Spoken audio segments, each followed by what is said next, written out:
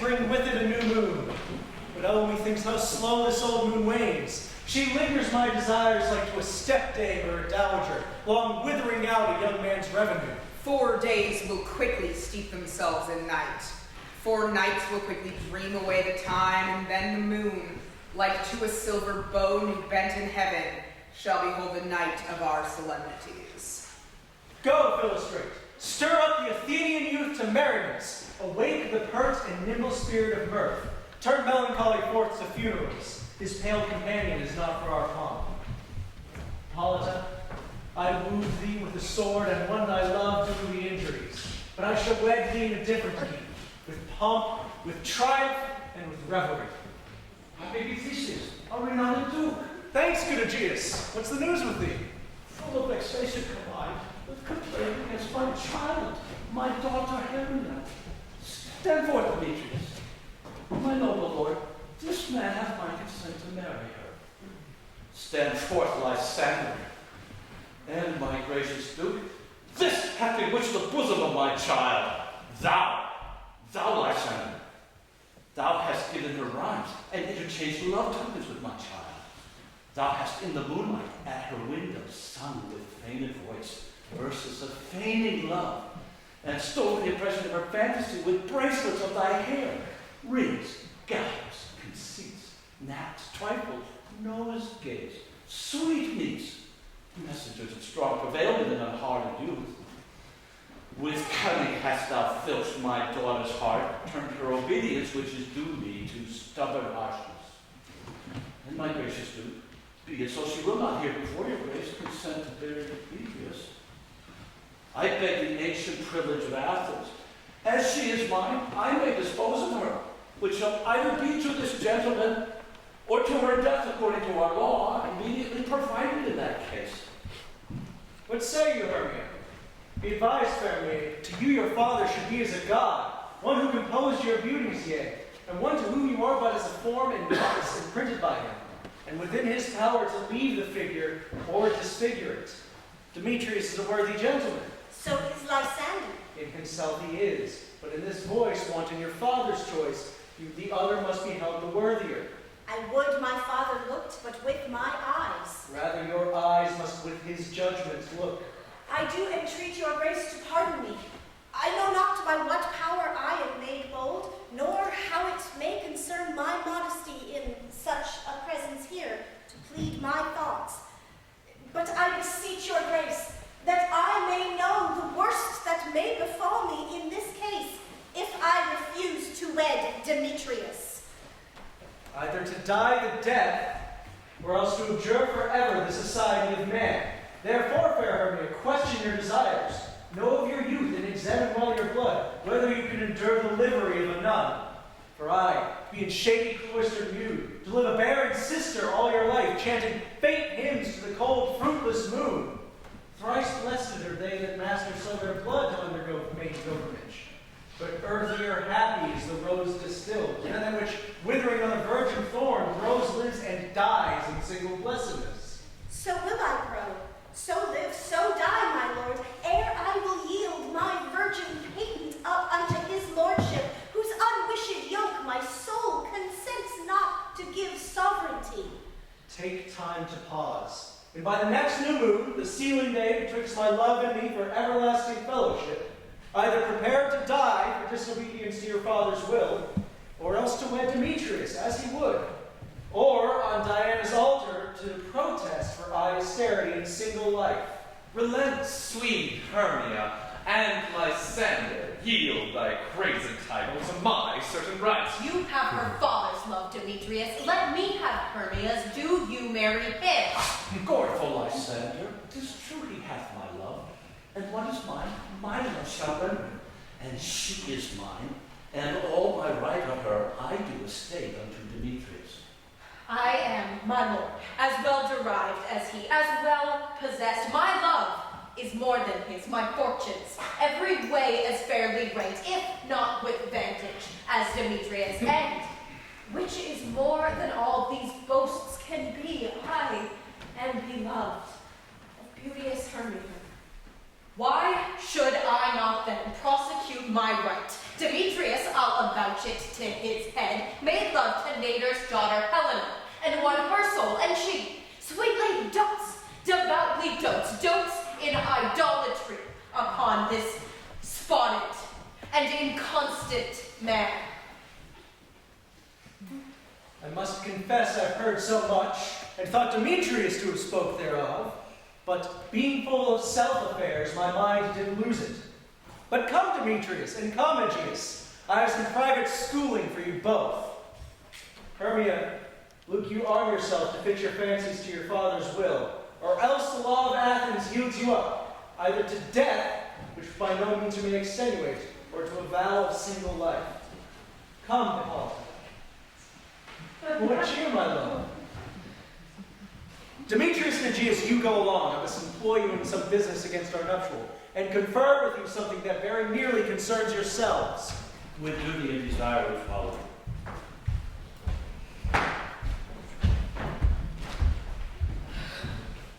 How now, my love? Why is your cheek so pale? How chance the roses there do fade so fast? Belike from want of rain, which I could well detain them from the tempest of my eyes. Ay, for aught that I could ever read, could ever hear by tale or history, the course of true love never did run smooth. But here it was different in blood. Oh, cross, too high to be enthralled to love. Or else misgrafted in respect of years. Oh, spite, too old to be engaged to young. Or merit stood on choice of friends. Oh, hell, to choose love by another's eyes. Or, if there were sympathy in choice, war, death, or sickness to lay siege to it, making it momentary as a sound swift, as a shadow short, as any dream brief, as the lightning in the collie night that in a spleen unfolds both heaven and earth, and ere a man hath power to say, behold, the jaws of darkness do devour it up, so quick bright things come to confusion. If then true lovers be ever crossed, it stands as an edict of destiny. Then let us teach our trial patience, because it is a customary cross, as due to love as thoughts and dreams and sighs, wishes and tears, poor fancy's followers. A good persuasion. Therefore hear me, Hermia. I have a widow aunt, a dowager of great revenue, and she hath no child. From Athens is her house, remote 7 leagues, and she respects me as her only son. There, gentle Hermia, may I marry thee, and to that place the sharp Athenian law cannot pursue us. If thou lovest me then, steal forth of thy father's house tomorrow night, and in the woods, a league without the town, where I did meet thee once with Helena, to do observance to a morn of May, there will I stay for thee. My good Lysander, I swear to thee, by Cupid's strongest bow, by his best arrow with the golden head, by the simplicity of Venus' doves, by that which knitted souls and prospers loves, and by that fire which burned the Carthage queen when the false Trojan under sail was seen, by all the vows that ever men have spoke in number, ever men have broke, in number of women ever spoke, in that same place thou hast appointed me. Tomorrow truly will I meet with thee. Keep promise, love. Look, here comes Helena. What Godspeed, fair Helena, whither away? Oh, you me fair? That fair again unsay. Demetrius loves your fair, oh happy fair. Your eyes are lodestars, and your tongue's sweet air more tunable than lark to shepherd's ear when wheat is green, when hawthorn buds appear. Sickness is catching, oh, where favor sow. Your words I catch, fair Hermia, ere I go. My ear should catch your voice, my eye, your eye. My tongue should catch your tongue's sweet melody. Were the world mine, Demetrius being baited, the rest I give to be to you translated. Oh, teach me how you look, and with what art you sway the motion of Demetrius' heart. I frown upon him, yet he loves me still. Oh, that your frowns would teach my smiles such skill. I give him curses, yet he gives me love. Oh, that my prayers could such affection move. The more I hate, the more he follows me. The more I love, the more he hated me. His folly, Helen, is no fault of mine. None but your beauty. Would that fault were mine.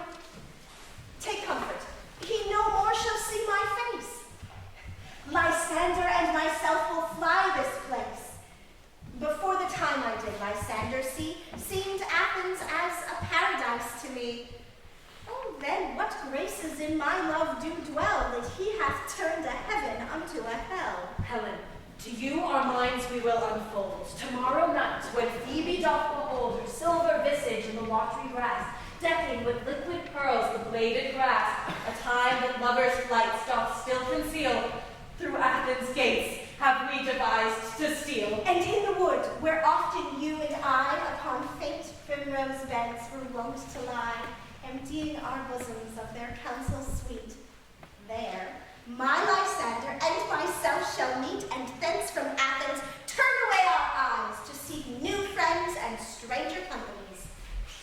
Farewell, sweet playfellow. Pray thou for us, and good luck grant thee thine Demetrius. Keep word, Lysander. We must starve our sight from lovers' food till morrow, deep midnight. I will, my Hermia. Helena, adieu. As you on him, Demetrius dote on you. How happy some or other son can be. Through Athens I am thought as fair as she. But what of that? Demetrius thinks not so. He will not know but all what he do know, and as he errs, doting on Hermia's eyes, so I admire his qualities. Things base and vile, holding no quantity, love can transpose to form and dignity.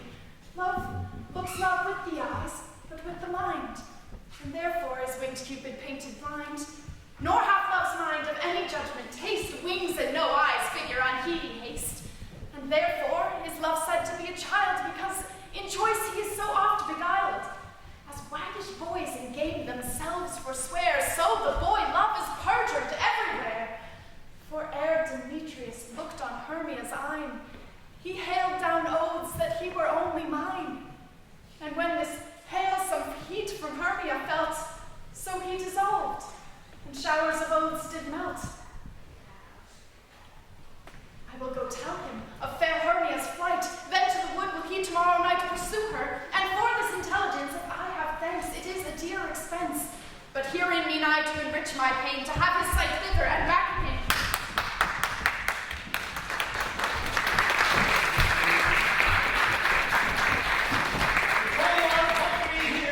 You were best to call them generally, man by man, according to the script. Here is the scroll of every man's name, which is thought fit through all Athens to play in our interlude before the Duke and Duchess on his wedding day at night. First, good Peter Quince, say what the play treats on, then read the names of the actors, and so grow to a point. Mary, our play is the most lamentable comedy and most cruel death of Pyramus and Thisbe. A very good piece of work, I assure you, and a merry. Now, good Peter Quince, call forth your actors by the scroll. Masters, spread yourselves. Answer as I call you. Nick Bottom the Weaver. Ready. Name what part I am for and proceed. You, Nick Bottom, are set down for Pyramus. What is Pyramus? A lover or a tyrant? A lover that kills himself most gallant for love. Oh, that will ask some tears in the true performing of it. If I do it, let the audience look to their eyes. I will move storms. I will condole in some measure. Now, name the rest of the players. Yet, my chief humor is for a tyrant. I could play Heracles rarely, or a part to tear a cannon, to make all split. The raging rocks and shivering shocks shall break the locks of prison gates, and Thebes' car shall shine from far, and make and mar foolish fates. This is lofty. Now, to the rest. This is Heracles' vein, tyrant's vein. A lover is more condoling. Francis Flute the bellows mender. Here, Peter Quince.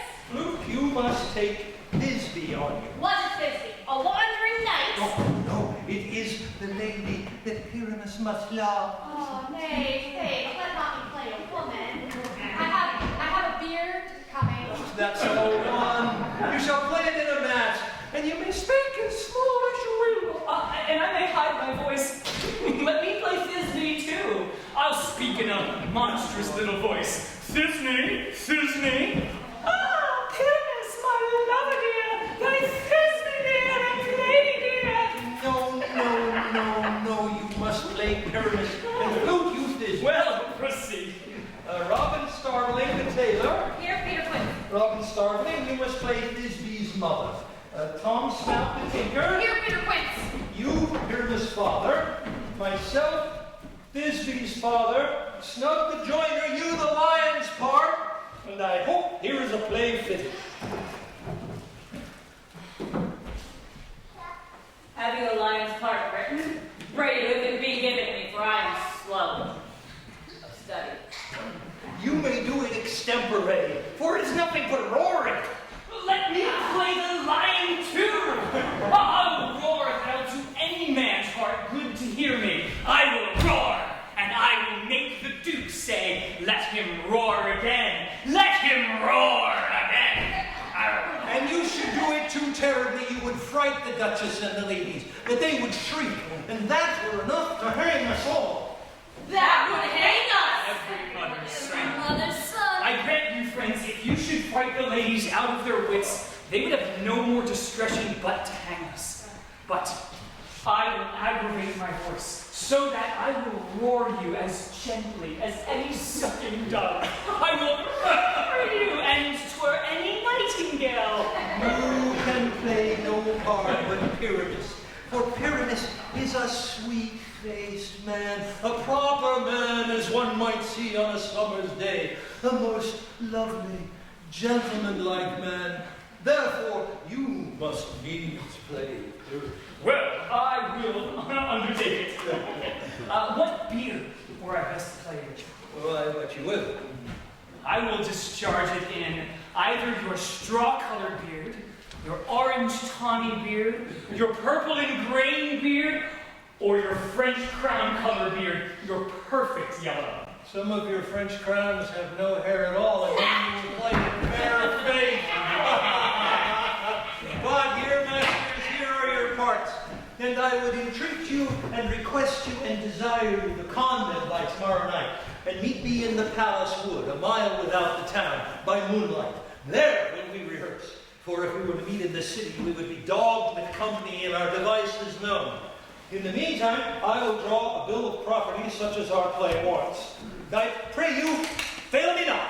We will meet, and there we may rehearse, most obscenely and courageously. Take pains, be perfect. Adieu. At the Duke's Oak, we meet. Enough. Hold or cut bowstrings.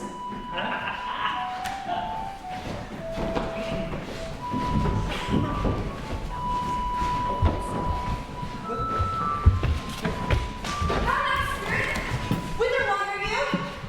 Over hill, over dale, through brush and through briar, over parks and over pales, through flood and through fire. I do wander everywhere, swifter than the moon is here, and I serve the fairy queen to do her orbs upon the green. The cowslips tall her heads near me in their gold coats. Spots you'll see, those be rubies, fairy favors. In those freckles live their savors. I must go seek a dewdrop here and hang a pearl in every cowslip's ear. Farewell, thou bauble spirits, I'll be gone. The queen and all her elves come here anon. The king doth keep his revels here tonight. Take heed the queen come not within his sight. For Oberon is passing fell and wrath, because that she as her attendant hath a lovely boy stolen from an Indian king. She never had so sweet a changeling, and jealous Oberon would have the child. Night is trained to chase the forest wild, but she perforce withholds the loved boy, crowns him with flowers, and makes him all her joy. And now they never meet in Grover Green, by fountain clear or spangled starlight sheen, but they do swear that all their elves for fear creep into acorn cups and hide themselves there.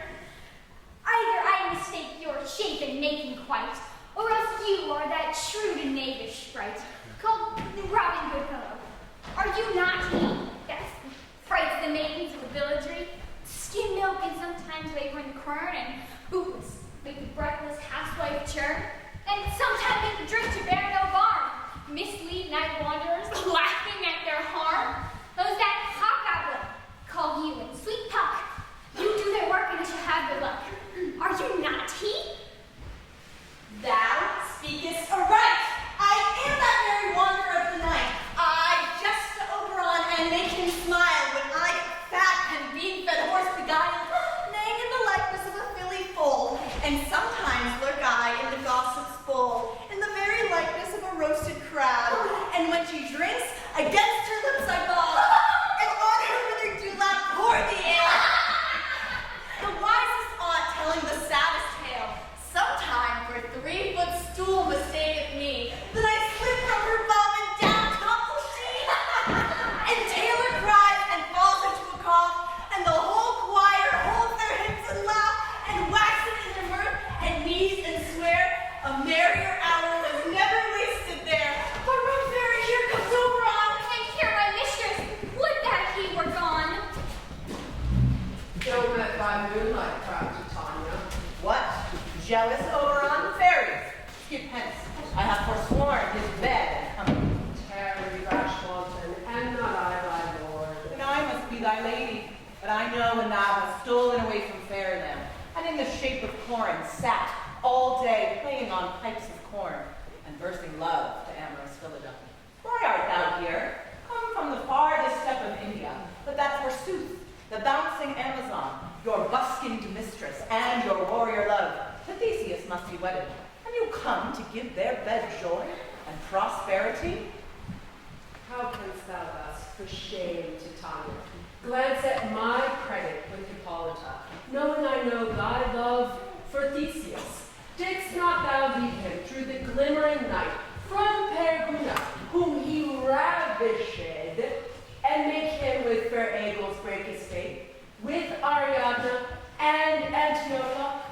These are the forgeries of jealousy. And never, since the middle summer spring, met we on hill, in dale, forest, or mead, by paved fountain, or by rushy brook, or in the beached margins of the sea, to dance our ringlets to the whistling wind. But with thy walls thou hast discerned our sport. Therefore the winds, piping to us in vain as in revenge, have sucked up from the sea contagious fogs, which, falling in the land, hath every pelting river made so proud that they have overborne their continents. The ox hath therefore stretched his yoke in vain. The plowman lost his sweat, and the green corn hath rotted ere his youth attained a beard. The fold stands empty in the drowned field, and crows are fatted with the murren flock. The 9 men's morris is filled up with mud, and the quaint mazes in the wanton green for lack of tread are undistinguishable. The human mortals want their winter cheer.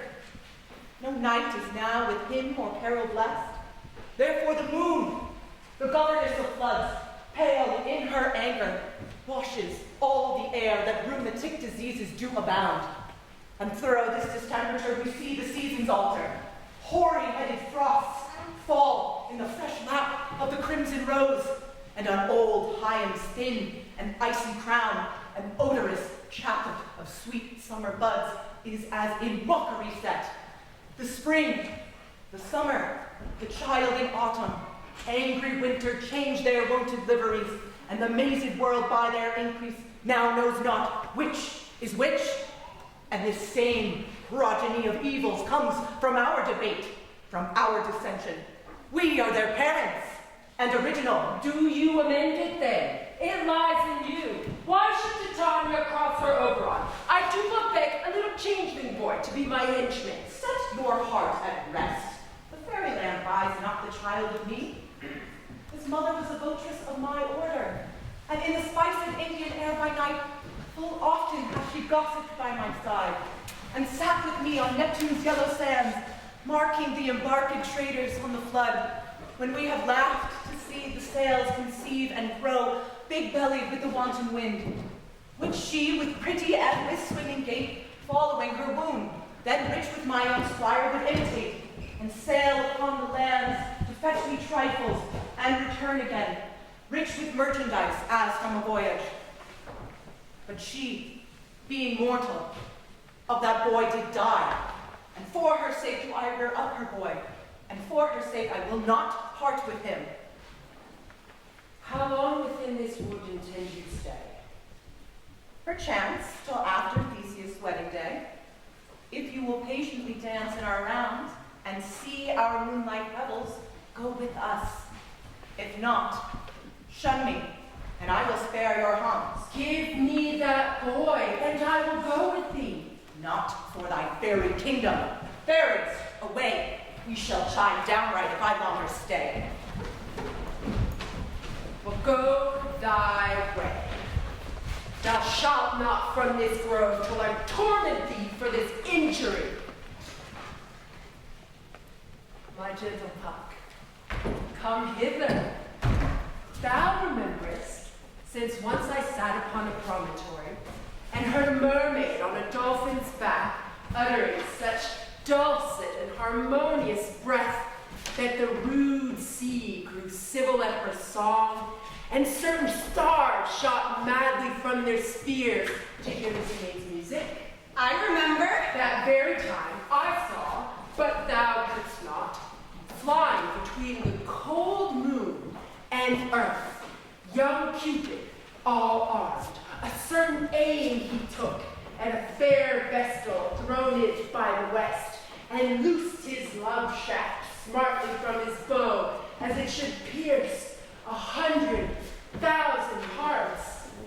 But I saw young Cupid's fiery shaft quenched in the chaste beams of the watery moon, and the imperial votress pass it on in maiden meditation, fancy free. Yet, marked I, where the bolt of Cupid fell. It fell upon a little western flower, before milk white, now purple with love's wound. Maidens call it love in idleness. The juice of it on sleeping eyelids laid will make or man or woman madly dote upon the next live creature that it sees. Fetch me this flower and bring it here, and be thou here ere the Leviathan can swim a league. I'll put a girdle round the earth in 40 minutes. 40 minutes. Having once this heard, I'll watch Titania while she is asleep. I'll drop the liquor of it in her eyes, so that the next thing she waking looks upon, be it bull or bear or lion or wolf or meddling monkey or busy ape, she shall pursue it with the soul of love. And having once removed this charm from off her sight, ere I can with another herb, I'll make her render up her page to me. But who comes here? I'm invisible, and I will overhear their conference. I love thee not, therefore pursue me not. Where is Lysander and fair Hermia? The one I'll slay, the other slayeth me. Thou tookst me that stole unto this wood, and here am I, a wound within this wood, because I cannot see my Hermia. Therefore get thee gone and follow me no more. You draw me, you hard-hearted adamant, but yet you draw not iron, for my heart is true as steel. Leave you your power to draw, and I shall have no power to follow you. Do I entice you? Do I speak you fair? Or do I not in plainest truth tell you that I do not nor cannot love you? Oh, and even for that I love you the more. I am your spaniel, and Demetrius, the more you beat me, I will fall on you. Use me as your spaniel, spurn me, strike me, neglect me, lose me, only give me leave, unworthy as I am, to follow you. What worser place can I beg in your love, and yet a place of high respect with me, than to be used as you use your dog? Tempt not the hatred of my spirit, for I am sick when I do look at thee. And I am sick when I look not on you. You do impeach your modesty too much to leave the city, committed in the hands of one who loves you not, to trust the opportunity of night. an ill counsel of a desert place with the rich worth of your virginity. Your virtue is my privilege, for that it is not the night when I do see your face. Therefore, I think I am not in the night, nor doth this woodlark worlds of company, for you in my respect are all the world. Then how can it be said I am alone when all the world is here to look on me? I'll run from thee and hide thee in the brakes and leave thee to the mercy of the wild beasts. The wildest hath not such a heart as you. Run when you will, the story shall be changed. Daphne, Apollo flies, and Daphne holds the chase. The dog pursues the griffin, the wild hind makes speed to catch the tiger. Bootless speed when cowardice pursues and valor flies. I'll not say thy questions, let me go. Or, if you follow me, do not believe, but I will do thee mischief in the woods. Aye, in the temple, in the town, in the field you do me mischief. Fie, Demetrius! Your wrongs do set a scandal on my sex. We cannot fight for love as men may do. We should be wooed, and we're not made to woo. I'll follow thee, and make a heaven of hell, to die upon the hand I love so well. Oh, fare thee well, nymph. Ere he do leave this grove, thou shalt fly him, and he shall seek thy love. Welcome, Roger. Hast thou the flower? There it is. Pray thee, give it me. I know a place where the wild thyme blows, where oxlips and the nodding violet grows, quite over canopied with luscious woodbine, with sweet musk roses, and with eglantine. There sleeps Titania, sometime of the night, lulled by these flowers and dances and delight. And there the snake throws her enameled skin, weed wide enough to wrap a fairy in. With the juice of this, I'll streak her eyes and make her full of hateful fantasies. Take thou some of it, and seek through this grove. A sweet Athenian lady is in love with a disdainful youth. Thou shalt know him by the Athenian garments he hath on. Anoint his eyes, so that the next thing he espies may be the lady. Affect it with some care, that he may prove more fond on her than she upon his love. And look, meet me ere the first cockcrow. Fear not, my lord, your servant shall do so.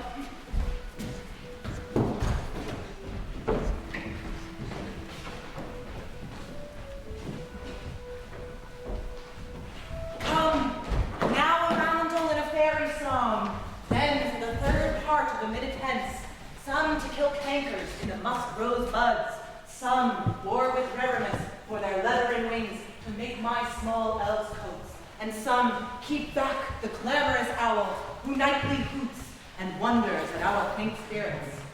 Sing me now asleep, then to your offices, and let me rest. You spotted snakes with double tongues, thorny hedgehogs, be not seen. Newts and vineworms do no wrong, come not near our fairy queen.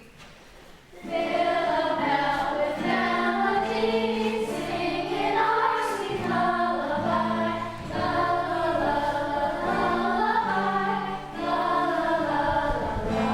lullaby. Never harm nor spell nor charm, come our lovely mating hour. So good night.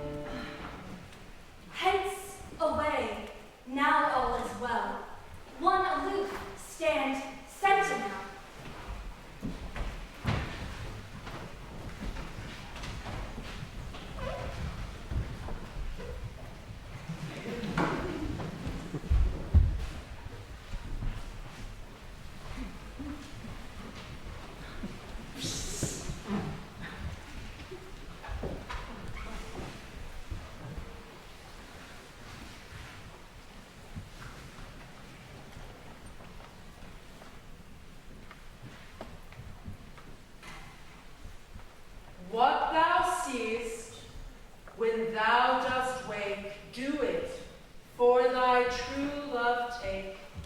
Love and languish for his sake. Be it ounce or cat or bear, pard or boar with bristled hair in thine eye that shall appear. When thou wakes, it is thy dear. Wake when some vile thing is near. Fair love, you faint with wandering in the wood, and to speak truth, I have forgot our way. Will rest us, Hermia, if you think it good, and tarry for the comfort of the day. Be it so, Lysander. Find you out of bed, for I upon this bank will rest my head. One turf shall serve as pillow for us both. One heart, one bed, two bosoms, and one trove. Nay, good Lysander, for my sake, my dear, lie further off yet. Do not lie so near. Oh, take the sense, sweet, of my innocence. Love takes the meaning in love's conference. I mean that my heart unto yours is knit, so that but one heart we can make of it.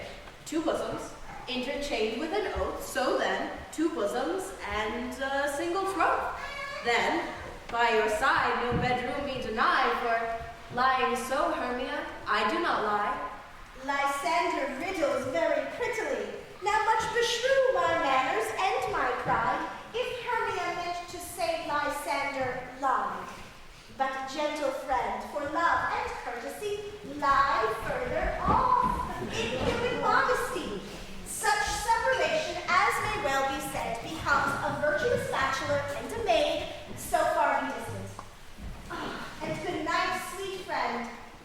Thy love ne'er alter till thy sweet life end. Amen, amen, to that fair prayer say I, and life when I am loyalty.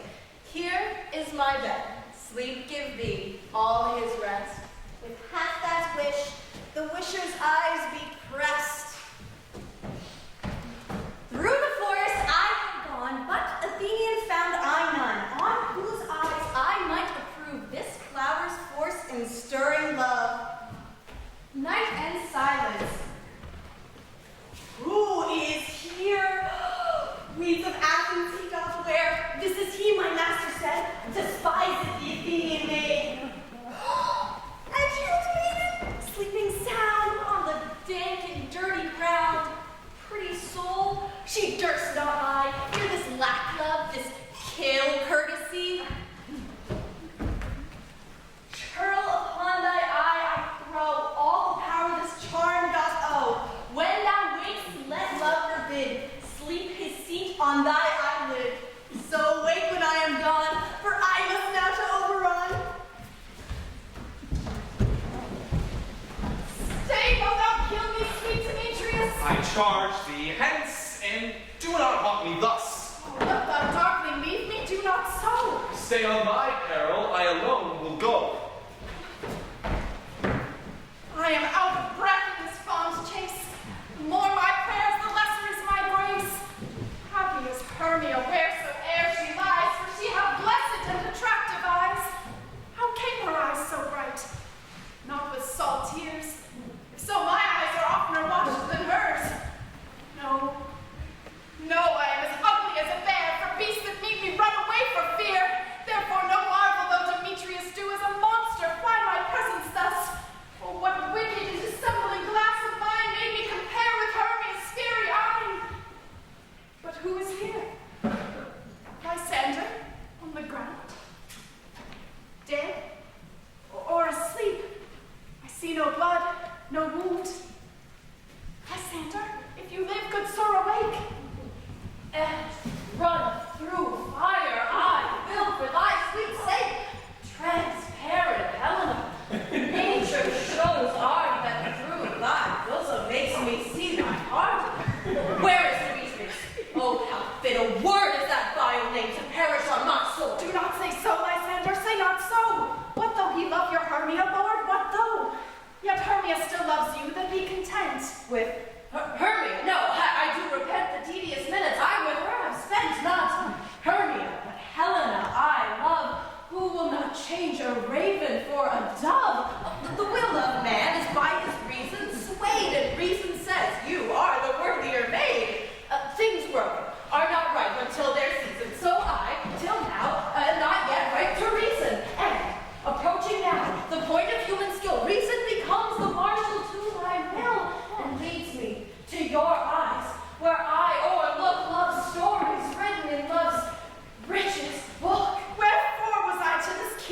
reborn. When at your hands did I deserve this scorn? It's not enough, young man, that I did never know nor never e'er deserve a sweet look from Demetrius' eye. But you must found my insufficiency.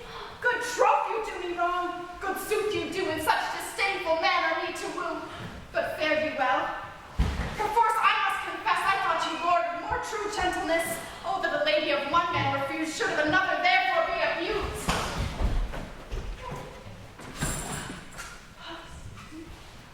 She sees not Hermia.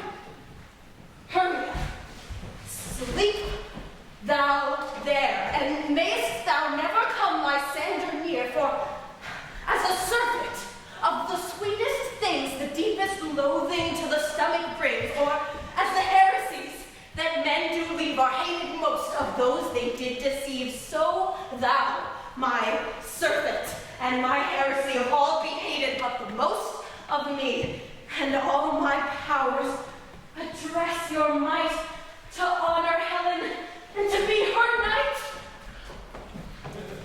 Help me, Lysander! Help me! Do thy best to pluck this crawling serpent from my breast!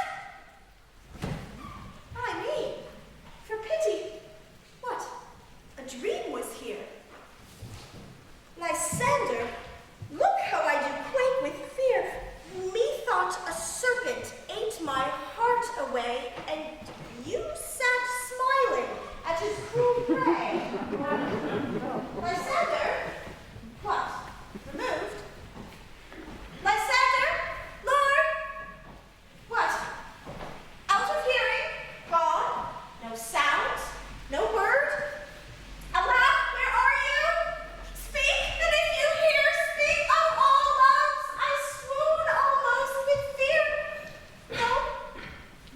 Then I well perceive you are not nigh. Either death or you, I'll find immediately.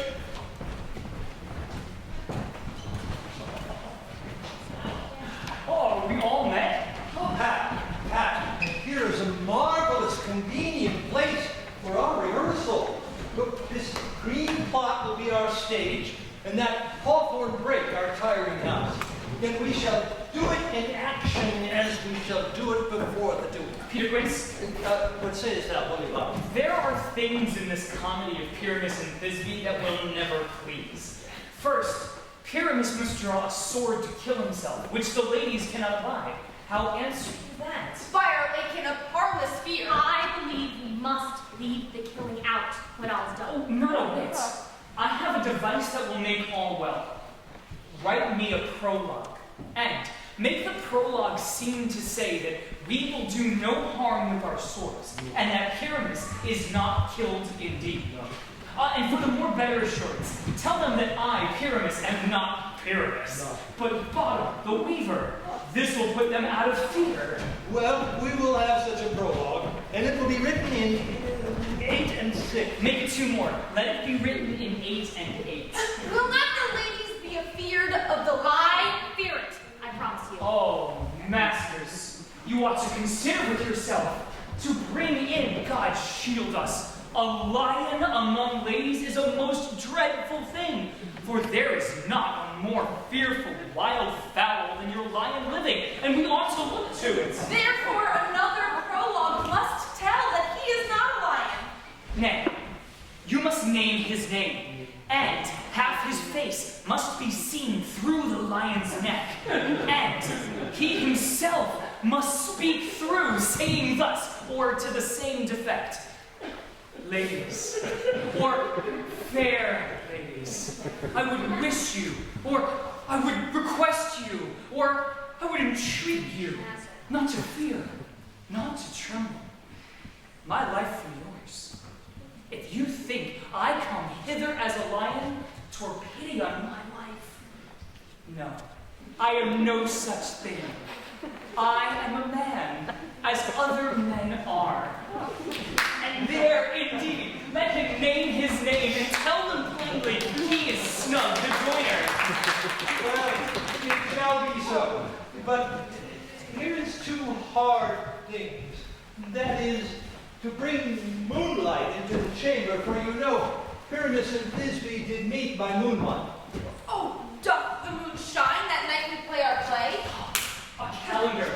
A calendar. Look in the almanac. Find out moonshine. Find out moonshine. Yes, it does shine that night. Why, then you may leave a casement of the great chamber window where we play open, and the moon may shine in at the casement. Aye, or else one must come in with a lanthorn and a bush of thorn and say that he is to disfigure or to present the person of moonshine. But here is another thing. We must have a wall in the great chamber. For Pyramus and Thisbe, says the story, did talk through the chink of a wall. You can never bring in a wall. What say you, Bottom? Some man or other must present wall. And let him have some plaster or loam or rough cast about him to signify wall. Oh, and let him hold his fingers thus, and through that cranny shall Pyramus and Thisbe whisper. Well, if that may be, then all is well. But come, sit you down, every mother's son, and rehearse your parts. Pyramus, you begin. When you have spoken your speech, enter into that break, and so every man according to his cue. What hempen home funds are we swaggering here, so near the cradle of the fairy queen? What? A play toward? I'll be an auditor, and an act or two perhaps if I see cause. Pyramus, speak. Thisbe, stand forth.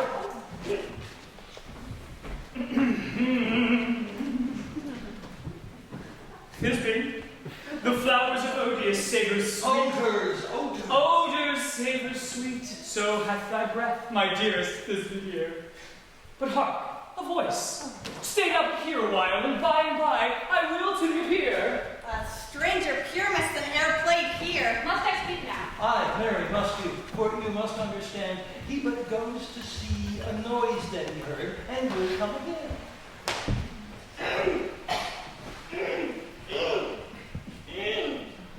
Most radiant Pyramus, most lily white of hue, of color like the red rose on triumphant briar, most bristly juvenile and egg most lovely Jew, as truest horse that yet would never tire, I'll meet thee, Pyramus, at Minnie's tomb. 9 is 2, man. You must not say that yet. That you answer to Pyramus. You speak all your part at once, cues and all.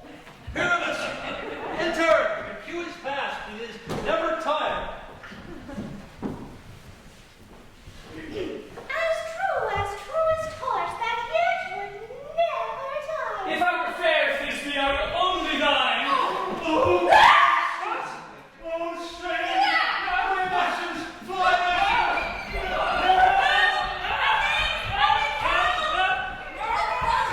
I'll lead you about around. Through bog, through bush, through brake, through briar. Sometimes a horse I'll be, sometimes a hound. A hog, a headless bear, sometimes a fire. And neigh and bark and grunt and roar and burn like horse, hound, hog, fire at every turn. Why did I run away? This is a name for you to make me. Oh, God! Oh, thou art changed.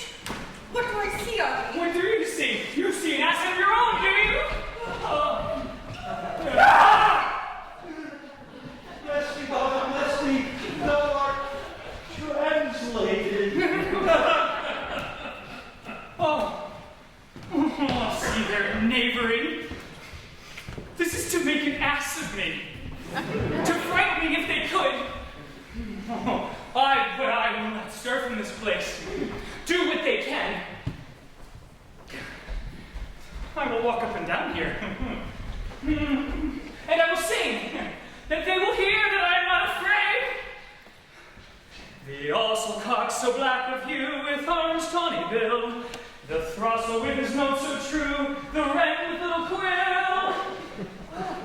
What angel wakes me from my flowery bed? The finch, the sparrow, and the lark, the plain-song cuckoo gray, whose note full many a man doth mark and dares not answer nay.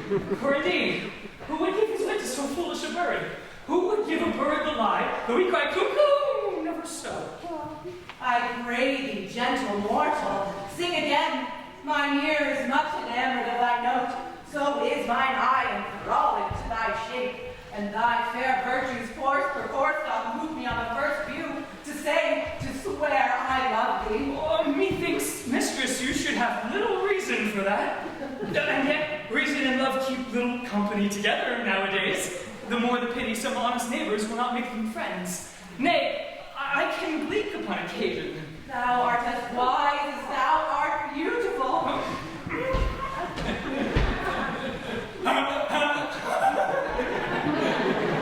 Not so neither.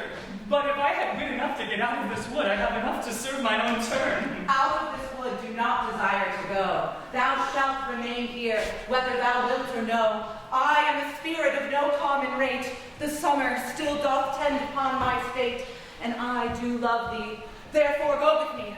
I'll give thee fairies to attend on thee, and they shall fetch thee jewels from the deep, and sing while thou impressive flowers dost sleep. And I shall purge thy mortal grossness, so that thou shalt like an airy spirit go. Peace blossom, cobweb, moat, and mustard seed.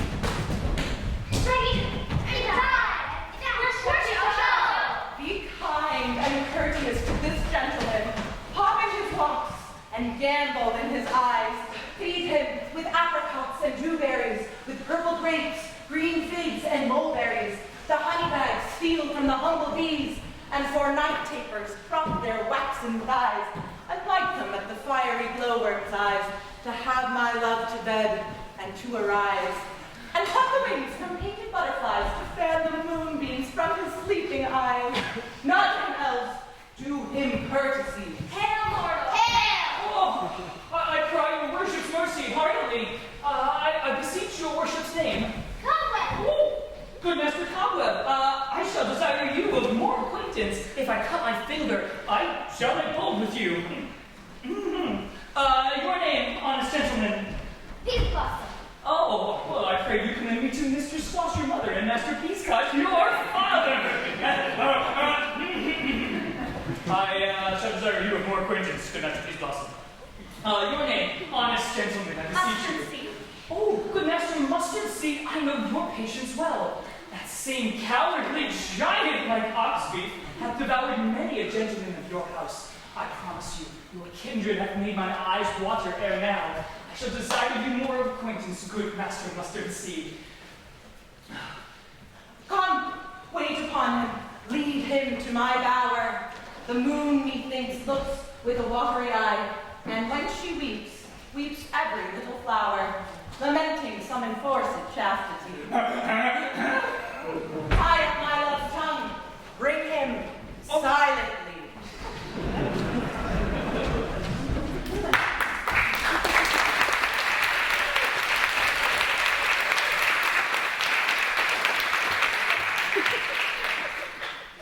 I wondered did Tanya be awaked, and what it was that next came in her eye, that she must dote on in extremity. Here comes my messenger. How now, mad spirit, what night will now about this haunted grove? My mistress with a monster is in love. Near to her close and consecrated bower, while she was in her dull and sleeping hour, a crew of patches, rude mechanicals, that worked for bread upon Athenian stalls, were met together to rehearse a play intended for great Theseus' nuptial day, when the shadowless thick skin of that barren sword, who Pyramus presented in his sport, forsook his scene and entered in a break, when I did him at disadvantage take, and asses no light fixed it on his head, anon his thistine must be answered, and forth my mimic comes with a spy, as wild geese with creeping fowler eye, or russet hated chops many a sort, rising and cawing at the gun's report, sever themselves and madly sweep the sky, so at his sight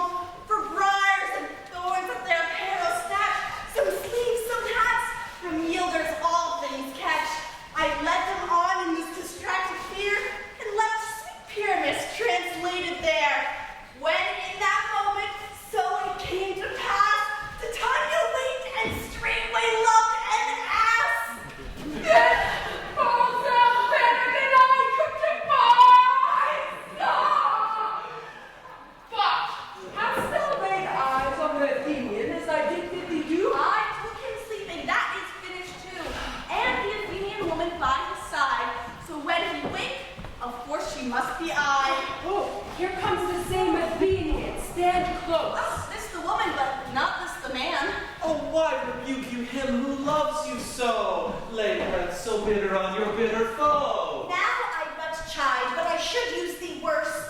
For thou, I fear, hast given me cause to curse. If thou hast slain Lysander in his slink being, or shoes in blood, plunge in the deep and kill me too. The sun was not so true unto the day as he to me. Would he have stolen away from sleeping Hermia? I'll believe as soon this whole earth may be bored, and that the moon may through the center creep, and so displease her brother's noontide with antipodes. It cannot be, but thou hast murdered him. So should a murderer look, so dead, so grim. So should the murdered look, and so should I, pierced through the heart with your stern cruelty.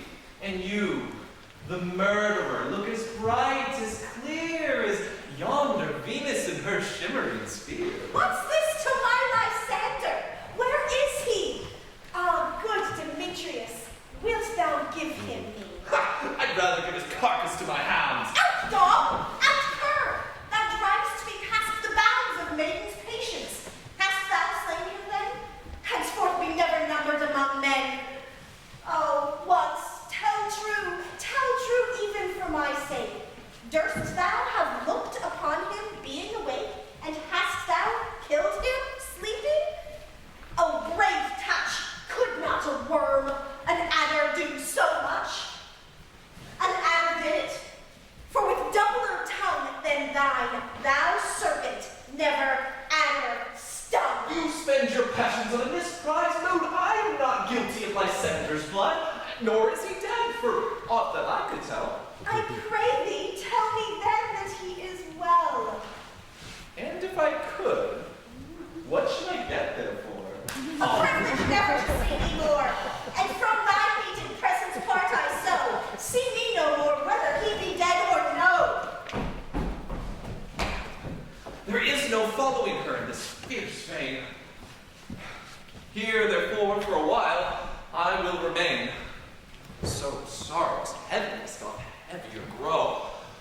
For debt that bankrupt sleep doth sorrow owe, which in some slight measure it will pay, if here for his tender I make my stay.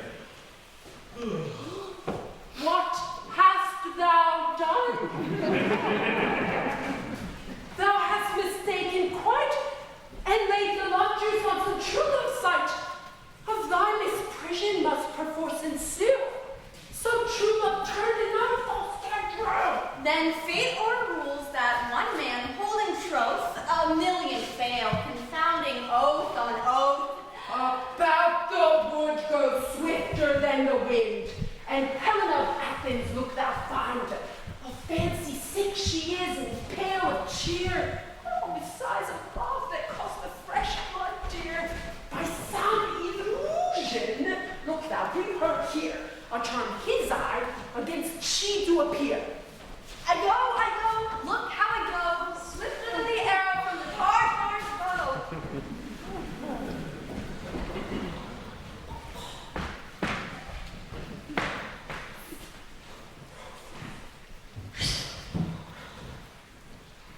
Flower of this purple dye, hit with Cupid's archery, sink in apple of his eye.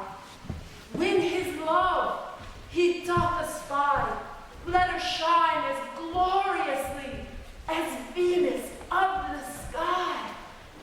When thou wakest, if she be by, beg of her for remedy. Captain of our fairy band, Helena is here at hand, and the youth mistook by me, pleading for a lover's fee. Shall we their fine pageant see? Lord, what fools these mortals be! Stand close. The noise they make will cause Demetrius to awake. Then will two at once woo one. This must needs be sport alone. And these things do best please me, that befall preposterously. Why should you think I should woo in scorn? A scorn and derision never come in tears. When I vow, I weep, and thou, so born, in their nativity all truth appears. How can these things in me seem scorn to you, bearing the badge of faith to prove them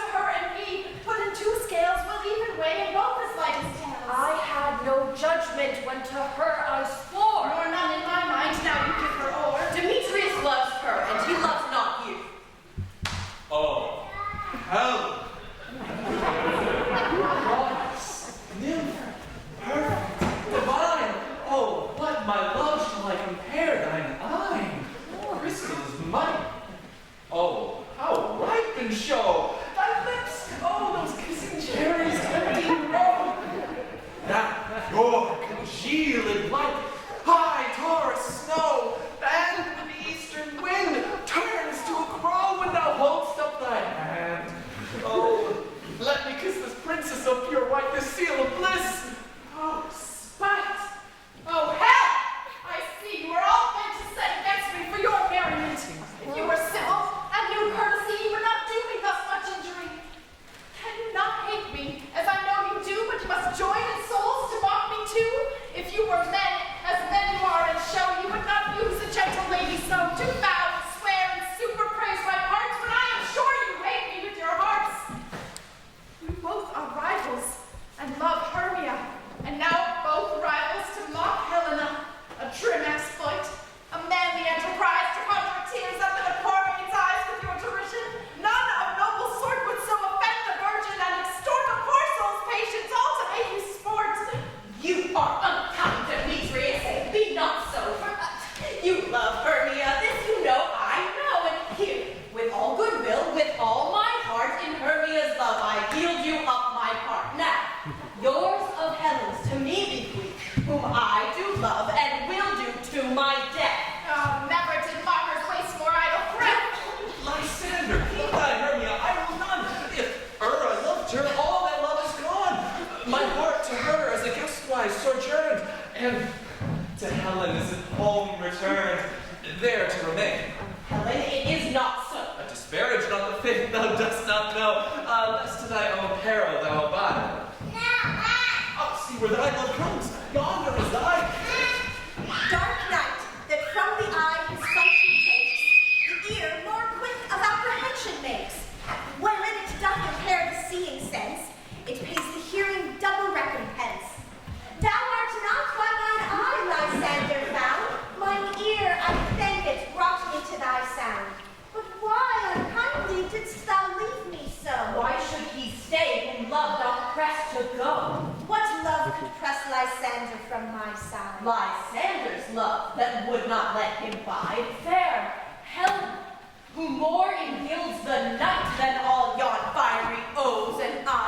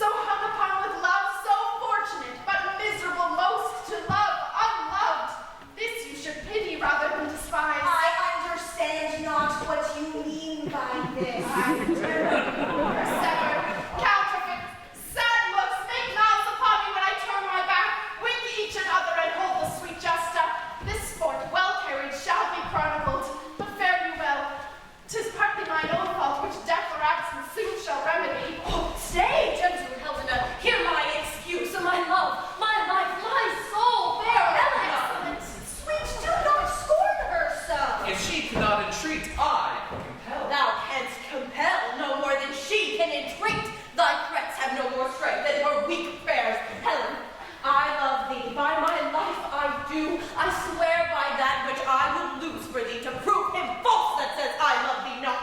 I say I love thee more than he can do. Oh, if thou say so, withdraw and prove it too. Quick, come. Lysander, where to? Tends all this? Oh, wait, you feel. No, sir, yield. Seem to break loose, take on you as you would follow, but do not come. You are a tame man. Go. Demetrius, I will keep getting you. Hang off, thou cat, thou bird, thou idle thing. Let loose, or I will shake thee from it like a serpent. Why are you grown so rude? What change is this, sweet love? Thy love, out, tawny Turner, out! Out, O loathed medicine, O hated potion, hence! Do you not jest? Yes, sooth, and so do you. Demetrius, I will keep my word with thee. I would have your bond, for I perceive a weak bond holds you. I'll not trust your word. What? Would you have me hurt her, strike her, kill her dead? Though I hate her, I'll not harm her, sir. What? Can you do me greater harm than hate? Hate me wherefore? What news, sweet love? Am not I, Hermia? Are not you Lysander? I am as fair now as I was erewhile. Since night you loved me, yet since night you left me. Why then you left me? Well, the gods forbid. In earnest, shall I say? I, by my life, and never did desire to see thee more. Therefore be out of hope, of question, doubt. Be certain nothing truer, 'tis no jest, that I do hate thee and love Helena. Oh, you, juggler! You canker blossom! You thief of love! What? Have you cut my knife and stolen my love's heart from him? Fine faith, have you no modesty, no maiden shame, no touch of bashfulness? What? Will you tear impatient answers from my gentle tongue? Fie, you counterfeit, you puppet, you! Why so? Aye, that way goes the game. Now I perceive that she hath made compare between our statures. She hath urged her height, and with her personage, her tall personage, her height, forsooth, she hath prevailed with him. And are you grown so high in his esteem? Because I am so dwarfed and so low? How low am I, thou painted maypole? Speak, how low am I? I am not yet so low that my nails can reach up to thine eyes. I was never cursed, I have no gift at all of shrewishness. I have a right faith for my cowardice. Let her not strike me, leave her not think, because she is something lower than myself. I can match her. Lower! Hark! Again! Oh, Hermia, be not so bitter with me. I evermore did love you, Hermia, did ever keep your counsels, never wronged you. Save that in love unto Demetrius, I told him of your stealth unto this wood. He followed you, for love I followed him. But he hath chid me hence and threatened to strike me, spurred me, made to kill me too. And now, so you will let me quiet go, to Athens will I bear my folly back and follow you no further. Let me go. You see how simple and how fond I am. Why, get you gone. Who is't that hinders you? A foolish heart which I leave here behind. What? With Lysander? With Demetrius. Oh, be not afraid, Helena, she shall not harm thee. No, sir, she shall not, though you take her part. Aye, when she is angry, she is keen and shrewd. She was a vixen when she went to school, and though she knew but little, she is fierce. Little again! Nothing but low and little. Why will you suffer her to flout me thus? Let me come to her! Get you gone, you dwarf, you minimus of hindering not grass made, you bead, you acorn. You are too officious in her that scorns your services. Leave her alone. Speak not of Helena. Take not her part. For if thou dost intend never so little show of love to her, thou wilt abide it. Now she holds me not. Now follow, if thou darest, to try whose right, of thine or mine, is most in Helena. Follow? Nay, I'll go with thee, cheek by jowl. You, mistress! All this coil is long of you. Nay, go not back. I will not trust you, I nor stay in your first company. Your hands and mine are quicker for a fray. My legs are longer, though, to run away. I am amazed. I know not what to say. Still thou mistakes! More convinced thy knaveries willfully. Believe me, King of Shadows, I mistook. Did you not say I should know the man by the Athenian garment he hath on? And so far proved blameless my enterprise that I have anointed an Athenian's eyes. And so far I am glad I did it sword, for I esteem their jangling a sport. Thou seest these lovers seek a place to fight. Hide therefore, Robin, overcast the night. The starry welkin cover thou anon, with drooping fog as black as Acheron. Then lead these testy rivals so astray as one come not within another's way.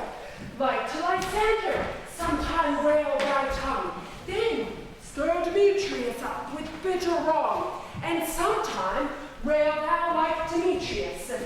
Lead them thus, till o'er their brows death counterfeiting sleep, and leaden legs and batty wings doth creep. Then crush this herd into Lysander's eye, which hath this virtuous property, to take from thence all error of his might, and make his eyeballs roll with wonted sight. When next they wake, all this derision shall seem a dream and fruitless vision, and back to Athens shall the lovers wend, with a league whose date till death shall never end. And whilst I in this affair do the employ, I to my queen and beg her changeling boy. Then I will from monsters I release, and all will be peace. My fairy lord, this must be done with haste, for a night's swift dragon cut the clouds full fast, and yonder shines Aurora's harbinger at whose approach ghosts, wandering here and there, troop home to churchyards. Damned spirits that crossways and floods have burial already to their wormy beds have gone, for fear lest day should look their shame upon. They willfully themselves exiled from the light, and must for aye consort with the black proud night. But we are spirits of another sort. I, with the morning's love, have oft made sport, like a forester whose grove may tread, even to the eastern gate, all fiery red, opening to fair Neptune with fair blessed beams, turns yellow gold his salt green streams. But notwithstanding haste, make no delay. We may effect this business yet ere day. Up and down, I will lead them up and down. I am feared in field and town. God would lead them up and down. Here comes one. Where art thou, proud Demetrius? Speak thou now! Here, villain, drawn and ready. Where art thou? I will be with thee straight. Follow me then to plainer ground. Lysander! Speak again! Thou coward, thou runaway! Art thou fled? Speak! In some bush? Where dost thou hide thy head? Ho, ho, ho, coward! Art thou riding to the stars, telling the bushes thou look'st for wars? And wilt thou not come? Come, thou ruffian, thou child! I'll whip thee with a rod! Yes, the fire that throws a sword on thee! Yea, art thou there? Follow my voice, we'll try no manhood here! Oh, he goes before me and still he dares me on. When I come where he galls, then he is gone. Oh, the villain is much lighter heeled than I followed fast, but faster he did fly. Fallen am I, dark, uneven way. Here will rest me. Come, thy gentle day. For if but once thou show me thy gray light, I'll find Demetrius, who'll revenge this spite. Ho, ho, ho, coward!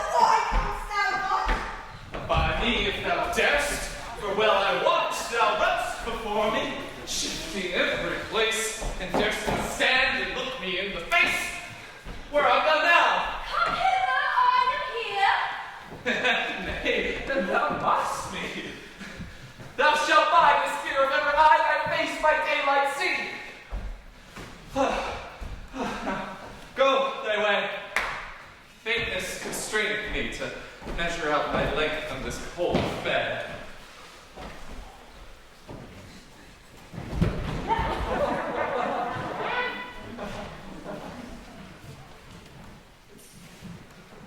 Oh, weary night, oh long and tedious night, abate thy hours and shine comforts from the east, that I may back to Athens by daylight, from these of my poor company detest, and sleep that sometimes shuts up sorrow's eye.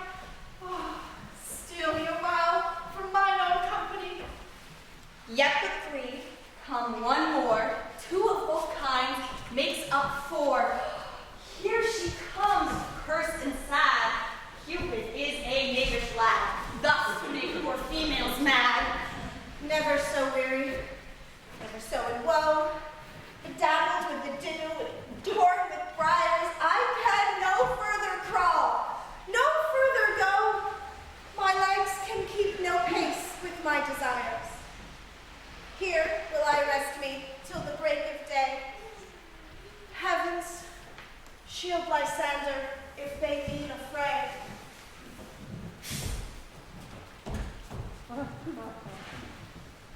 On the ground, sleep sound, I'll apply to your eye gentle lover's remedy.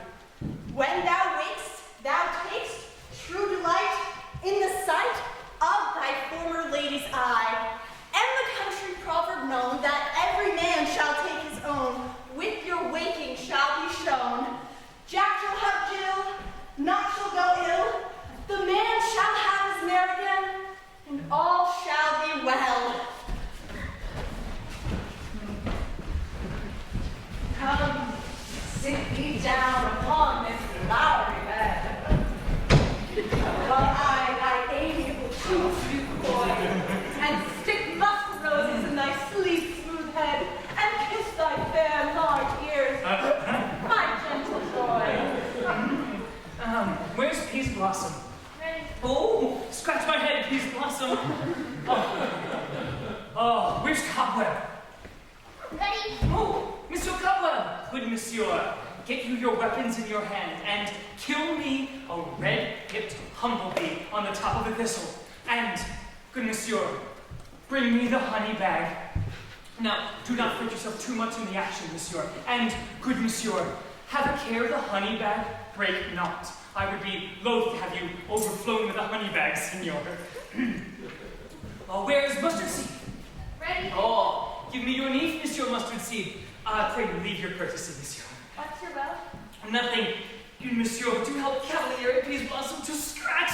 Oh, I must the barbers, monsieur, for methinks I am marvelous hairy about the face.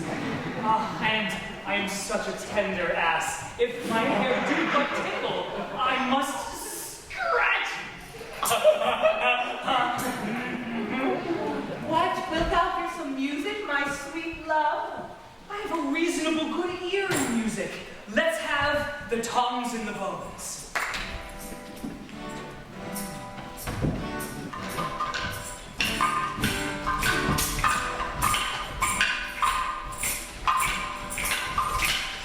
Say, my sweet love, what thou desirest to eat. Truly, a peck of provender, I could munch your good dry oats. Methinks I have a great desire to a bottle of hay. Good hay, sweet hay, hath no fellow. I am the venturous fairy who shall seek the spoils board and fetch thee off new nuts. Oh, I'd rather have a handful or two of dried peas. Oh, but I pray you, let none of your people stir me. I have an exposition of sleep come upon me. Sleep thou, and I will wind thee in my arms. Fairies, be gone, and be always away. So doth the woodbine the sweet honeysuckle gently entwist, the female ivy so enring the barky fingers of the elm. Oh, how I love thee, how I dote on thee.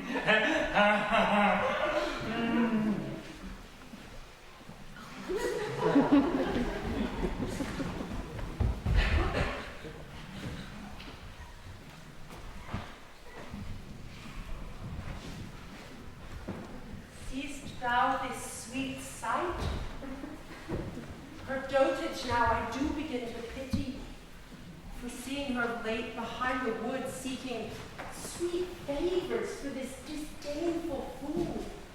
For she, his hairy head had rounded with a coronet of fresh and fragrant flowers, and that same dew which is wont to swell like round and orient pearls stood in the very pretty floweret's eyes like tears that did their own disgrace bewail. When I had at my pleasure taunted her, and she in mild terms begged my pity, I then did ask of her the changeling child, which straight she gave me, and a fairy sent to bear him to my bower in fairyland. And now I have the boy. I will undo this hateful imperfection of her eyes, so that, waking when the other do, and gentle Robin, remove the head from off the transformed scalp of this Athenian swain, so that waking when the other do, may back again to Athens wend, and all shall be peace. But first, I'll wake my fairy queen.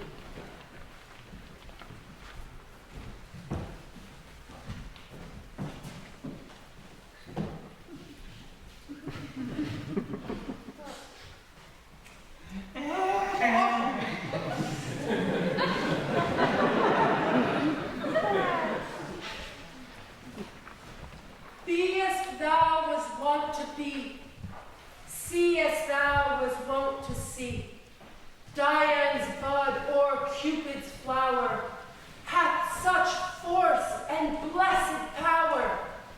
Now, my Titania, wake you, my sweet queen.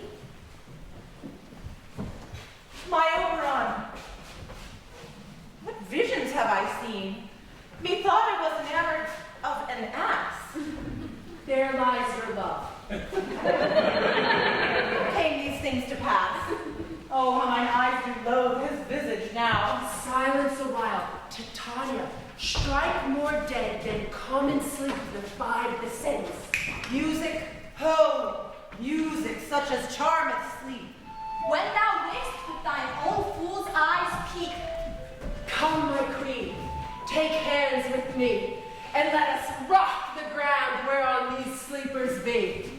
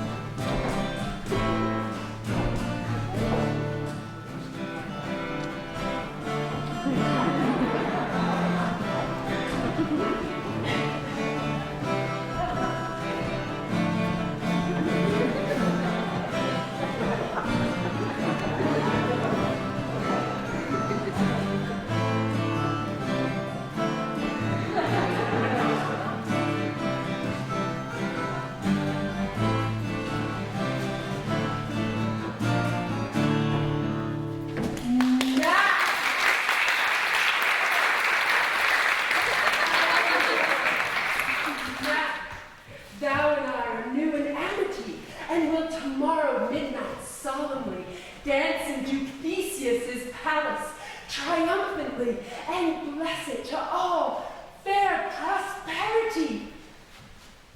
So shall all the lovers three dance be wedded with Theseus, all in jollity. A fairy king, attend and mark. I do hear the morning lark. Then, my queen, trip we after night is shade, for we, the globe, can compass soon, swifter than the wandering moon. Come, my lord, and in our flight tell me how it came this night that I, sleeping here, was found with these mortals on the ground.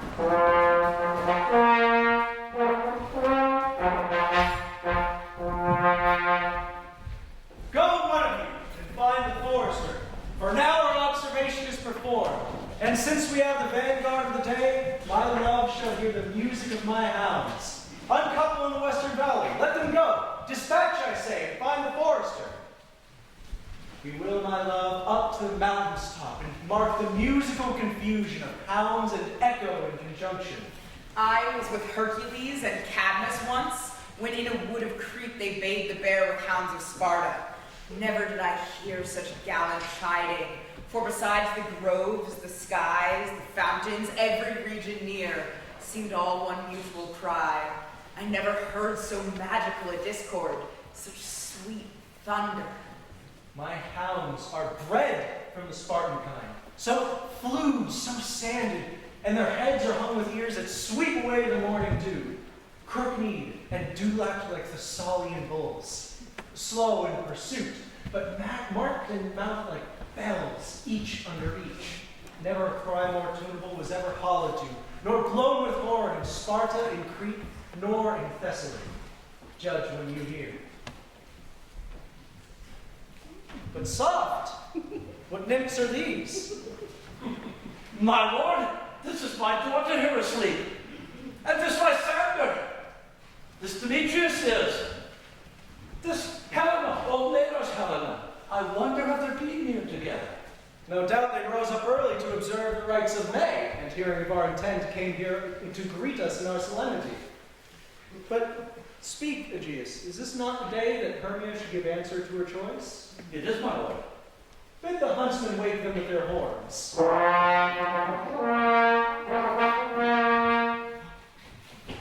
Good morrow, friends. St. Valentine is past. Begin these wood-birds but to couple now? Pardon, my lord. I pray you all stand up. I know you two to be rival enemies. What is the gentle concord of the world that hatred should sleep my jealousy and fear no enmity?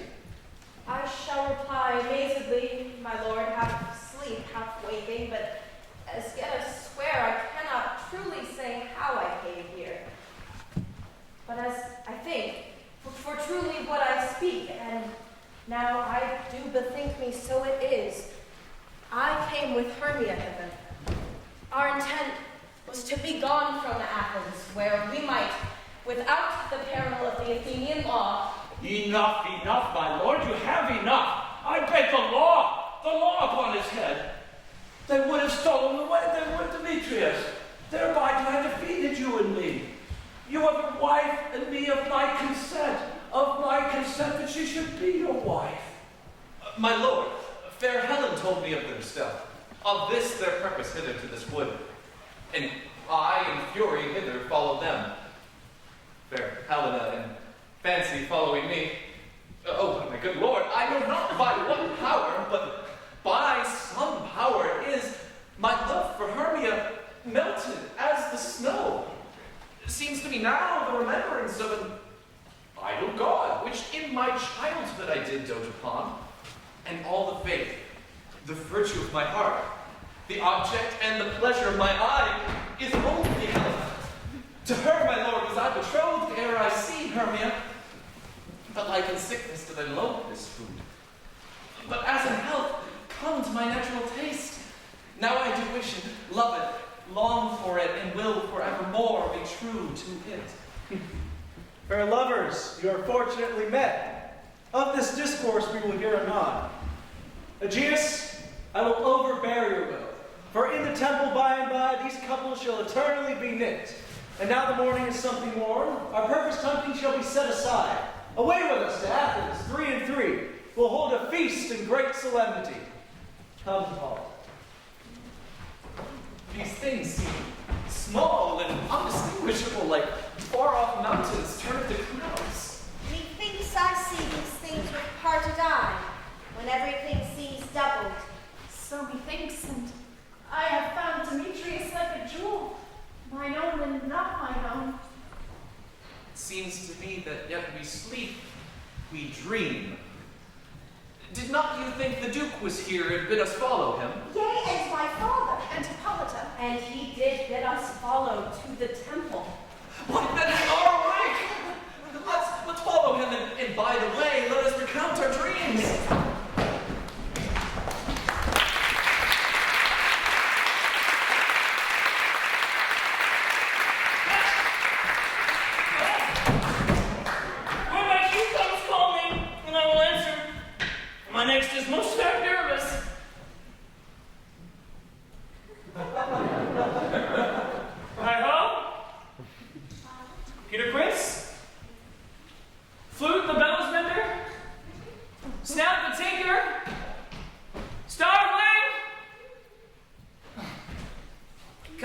wife, stolen hence and left me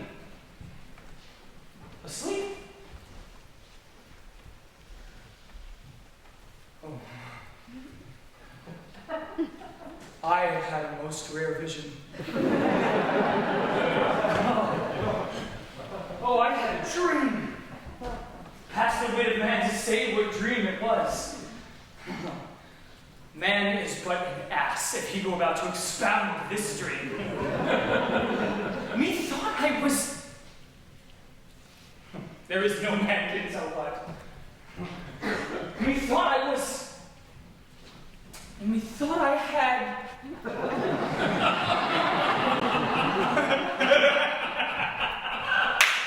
Oh, but man is but a past fool if he will offer to say what methought I had.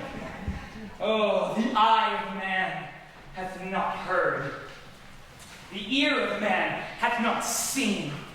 Man's hand is unable to taste, his tongue to conceive, nor his heart to report what my dream was. I will get Peter Quince to write a ballad of this dream. It shall be called Bottom's Dream, for it hath no bottom. And I will sing it at the latter end of a play before the Duke. Peradventure, to make it the more gracious, I will sing it at her death.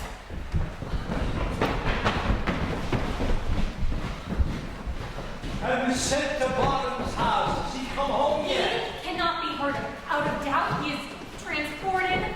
If he come not, then the play goes not forward. Then the play is marred. It goes not forward, doth it? It is not possible. There is not another man in Athens able to discharge Pyramus but he. No, for he hath simply the best wit of any handicraftsman in all Athens. Yea, and the best person. And he is a very paramour for a sweet voice. You must say paragon. A paramour is, God bless us, something of not. That's it. Oh. The Duke is coming from the temple, and there is with him 2 or 3 lords and ladies more married. The bar sport had gone forward. We have all been made men. Oh, sweet bully bottom. Thus has he lost 6 pence a day in his life. He could not escape 6 pence a day, and the Duke had not given him 6 pence a day in playing Pyramus, I'll be hanged. He would have deserved it. 6 pence a day in Pyramus or nothing. Where are these lads? Where are these lads? Almost courageous day! Almost happy hour! Oh, masters! Masters! Oh, I am to discourse wonders.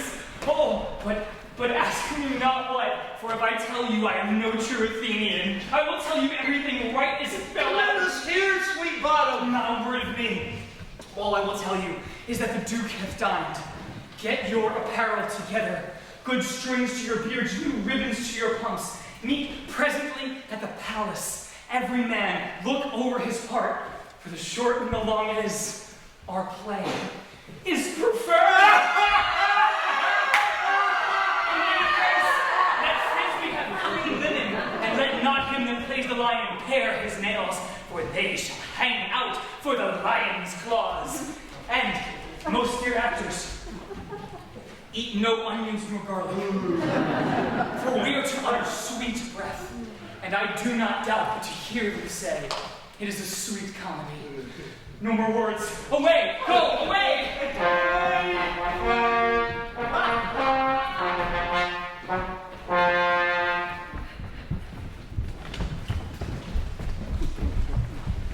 "'Tis strange, my Theseus, that these lovers speak of. More strange than true. I may never believe these antique fables, nor these fairy toys. Lovers and madmen have such seething brains, such shaping fantasies that apprehend more than cool reason ever comprehends. The lunatic, the lover, and the poet are of imagination all compact. One sees more devils than vast hell can hold. That is a madman. The lover, all is frantic, sees Helen's beauty in a brow of Egypt. The poet's eye, in a fine frenzy rolling, doth glance from heaven to earth, from earth to heaven, and as imagination bodies forth the forms of things unknown, the poet's pen gives to airy nothing a local habitation and a name. Such tricks hath strong imagination, that if it but apprehends some joy, it comprehends some bringer of that joy. O'er the night imagining some fear, how easy is the bush supposed to bear? But all the story of the night told over, and all their minds transfigured so together, more witnesseth than fancy's images, and grows to something of great constancy. But howsoever strange and admirable, here come the lovers now, full of joy and mirth. Joy, gentle friends, joy and fresh days of love accompany your hearts. More than to us waited your royal walks, your board, your bed. Say, what masks shall we have? What dances? How shall we while away this long age of 3 hours between our after supper and bedtime, if not with some delight? Where is our usual manager of mirth? What revelry is at hand? How shall we ease the anguish of a torturing hour? Call Philostrate. Here, mine Theseus. Say, what abridgment have you for us this evening? What plays? What dances? How shall we beguile this long time, if not with some delight? There is a brief how many sports are right. Make choice of which your highness will see first. The battle with the centaurs, to be sung by an Athenian eunuch to the harp. This I have told my love in the glory of my kinsman Hercules. The riot of the tipsy bacchanals, tearing the Thracian singer in their rage. This is an old device, and one I heard when last I came from Thebes a conqueror. The Fright's 3 muses mourning at the death of learning, late deceased in beggary. This is a satire keen and critical, not fitting for a nuptial ceremony. A tedious brief scene of young Pyramus and his love Thisbe, very tragical mirth. Merry and tragical, tedious and brief. Why, this is hot ice and strange black snow. How should we find the conquered in this discord? A play there is, my lord, some 10 words long, which is as brief as I've known a play. But by 10 words, my lord, it is too long, which is indeed. For in all the play, there's not one word apt, one player fitted. And tragical, my noble lord, it is, because Pyramus therein doth kill himself, which when I saw rehearsed, I must confess, made my eyes water, but more merry tears the passion of loud laughter never shed. What are they that do play it? Hard-handed men that work in Athens here, which never labored in their minds till now, and now have toiled their unbreathed memories with this same play against your nuptial. And we shall hear it. No, my noble lord, it is not for you. I have heard it over, and it is nothing. Nothing in the world. Unless you can find sport with their intense, extremely stretched and conned with cruel pain to do you service. I shall hear this play, and we shall take enjoyment of it, the such that we have never had before. Come, bring them in. And take your places, ladies. I love not to see wretchedness overcharged, and service in his duty perisheth. My gentle sweet, you shall hear no such thing. He says they can do nothing in this kind. The better for we to give them thanks for nothing. Our sport shall be to take what they mistake, and what simpleness and duty cannot do, nobility takes in might, not merit. Where I have come from, great clerks have purposed to greet me with premeditated welcomes, whereupon I've seen them shiver and look pale, make periods in the midst of their sentences, throttle their practiced accents, and in fear, broken off dumbly, never paying me a welcome at all. Trust me, sweet, out of this silence yet I picked a welcome, and I have heard more from the tongue of saucy and audacious eloquence. Love, simplicity, he speaks most to my capacity. So please your grace, the prologue is addressed. Let him approach.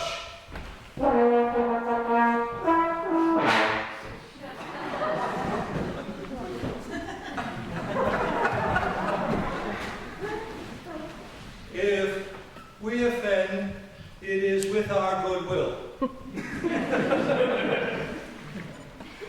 That you should think we come not to offend, but with goodwill.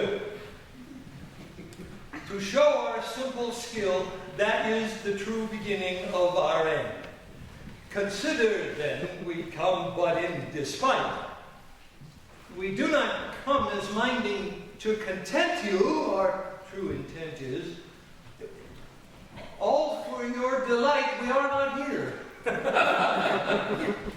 That you should here repent you, the actors are at hand, and by their show, you shall know all you are like to know.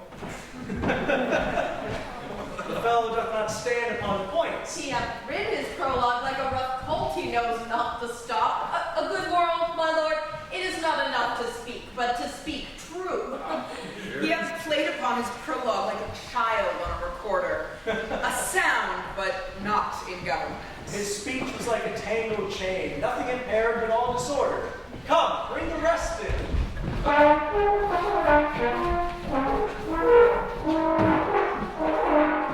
Gentles, perchance you wonder at its show, but wonder on, till truth makes all things plain. This man is Pyramus, if you would know. This beauteous lady Thisbe is certain. This man with lime and rough cats doth present Wall, that vile wall which did these lovers sunder. And through Wall's chink poor souls they were content to whisper, at the which let no man wonder. This man with lamb-torn dog and bush of thorn presenteth moonshine. For if you would know, by moonshine did these lovers find it no scorn to meet at Ninus' tomb, there to woo. This grisly beast, which lion hight by name, trusty Thisbe coming first by night, did scare away, or rather did affright, and as she fled, her mantle she did fall, which lion vile with bloody mouth did stain. Anon comes Pyramus, sweet youth and tall, and finds his trusty Thisbe's mantle slain, whereat, with bloody, blameful blade, he bravely broached his boiling, bloody breast. And Thisbe, tarrying in mulberry shade, the dagger drew and died. For all the rest, let lion, moonshine, wall, and lovers twain at large discourse, while here they do remain. I wonder if the lion be to speak. No wonder, my lord. One lion may when many asses do.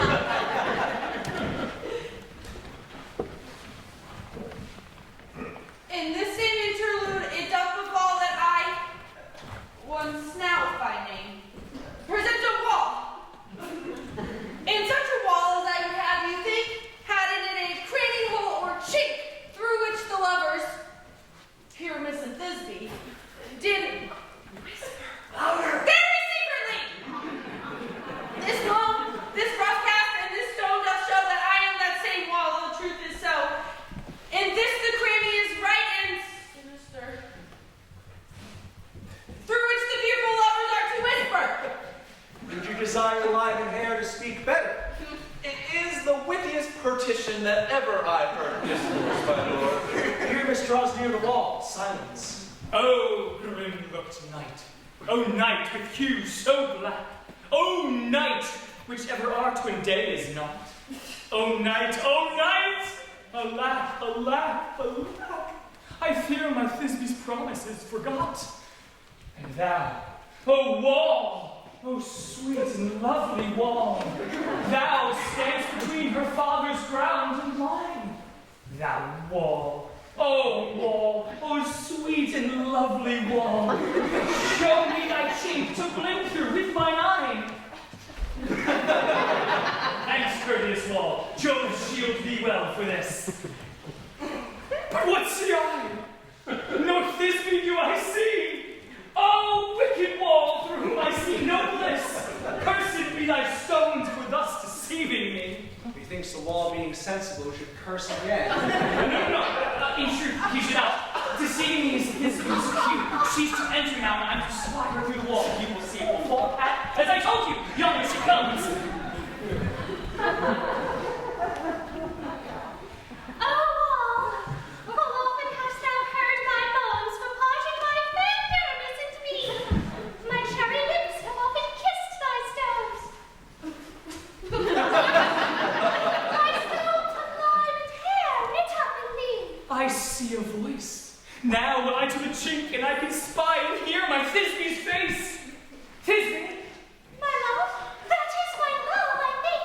think what thou wilt, I am thy lover's grace, and like Lamander am I trusty still. And I, like Helen, till the fates be killed. Not Shafalus to Procris was so true. As Shafalus to Procris, I to you.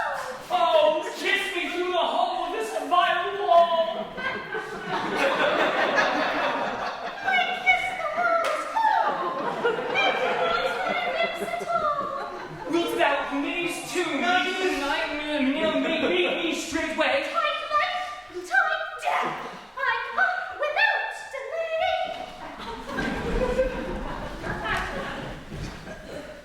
Thus have I, wall, my part discharged so, and being done, this wall away doth go. Now is the wall down between two neighbors. Some no remedy, my lord, when walls are so willful to hear without warning. This is the silliest stuff that ever I saw. They are but shadows, and no worse if imagination take them.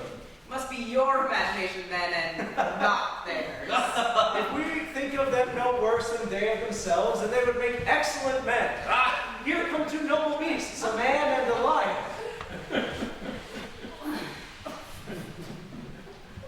You,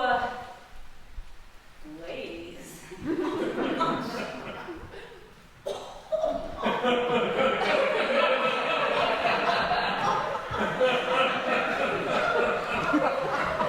Whose gentle hearts do fear the smallest monstrous mouse that creeps on floor, may now perchance both quake and tremble here, when lion, rough and wild as rage doth roar.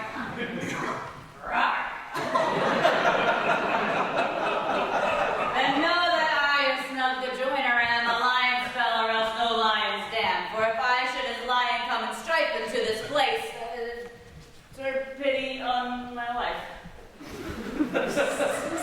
A very gentle beast and of good conscience. The very best beast that e'er I saw, my lord. This lion is a very fox for his valor. A goose for his discretion. No, sir, my lord, for his valor cannot carry his discretion, and the fox carries the goose. The valor cannot carry the discretion, and the goose carries not the fox. It is well, leave it be, and let us listen to the moon. This lantern doth the horny moon present. He should have worn the horns on his head!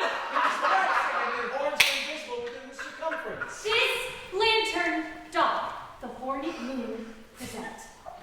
Myself, the man in the moon, do Well, this seem is the to greatest be. error of them all. The man should be put into the lantern. How else is the man in the moon? He does not come before the candle, for you see, it is already in snuff. I'm weary of this moon. Would he would change. We can tell by his small light of discretion that he is in the way. But that being the case, we must stay the time. Proceed, move.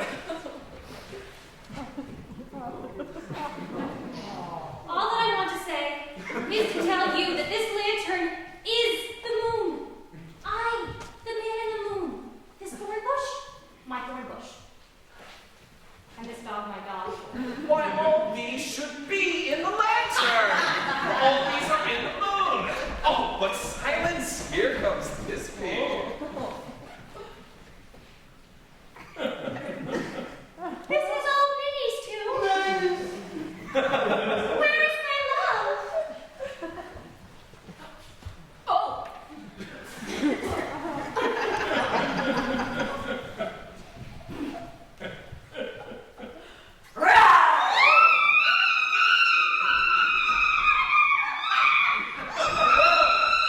Well roared lion.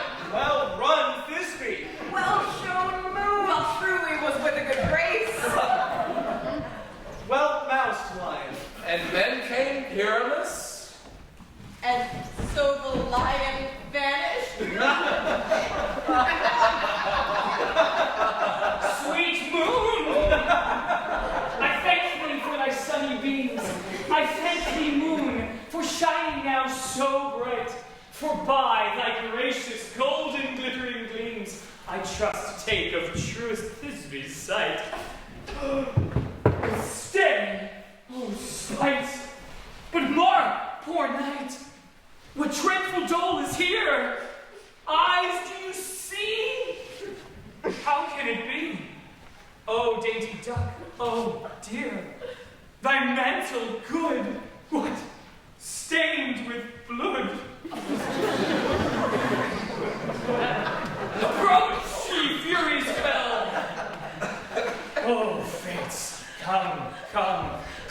thread and thrum, quail, crush, conclude, and quell.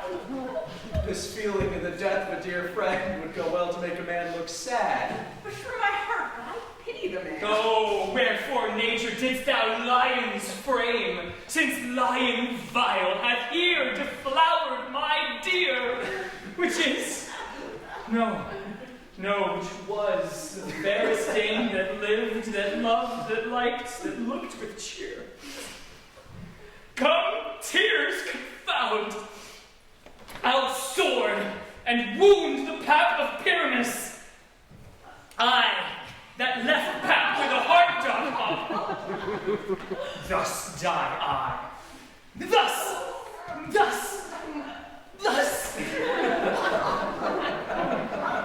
Now I am dead. Now I am fled. My soul is in the sky. Tongue, lose thy light. Take thy flight. Now, die.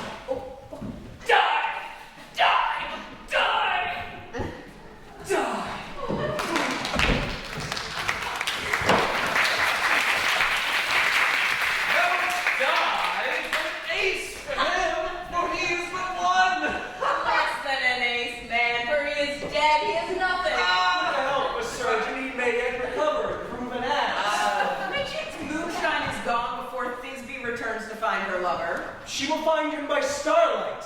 Here Thisbe is, and her passion ends the play. Methinks she should not use a long one for such appearance. I hope she will be brief. A monk will change the time. Which Pyramus, which Thisbe is the better? He for a man, God warrant us.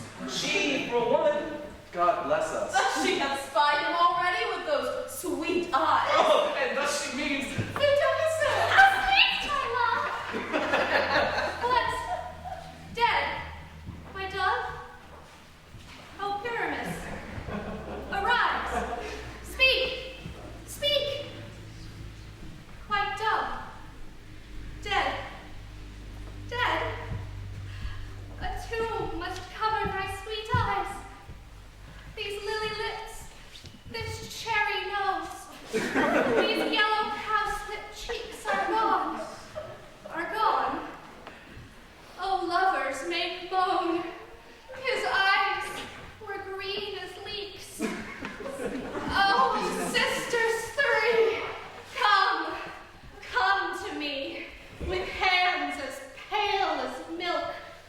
Lay them in gore, since you have shore with shears his thread of silk.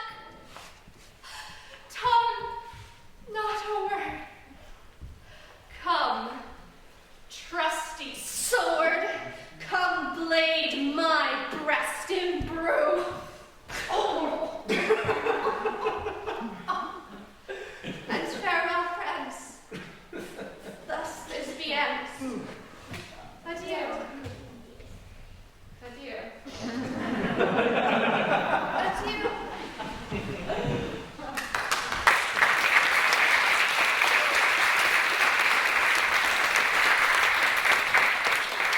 Lion and moonshine are left to bury the dead. And wall, too. No, I assure you, the wall is down in the part of their fathers. Will it please you to see the epilogue, or to hear a burgomaster dance between two of our company? No, not your epilogue, for there needs no excuse. Never excuse, for when all the players are dead, there have none to take the blame. Mary, if he that had written it had played Pyramus and hung himself in Thisbe's garter, it would have been a fine tragedy. And so it is, and very well dispatched. But come, your burgomaster, leave your epilogue alone.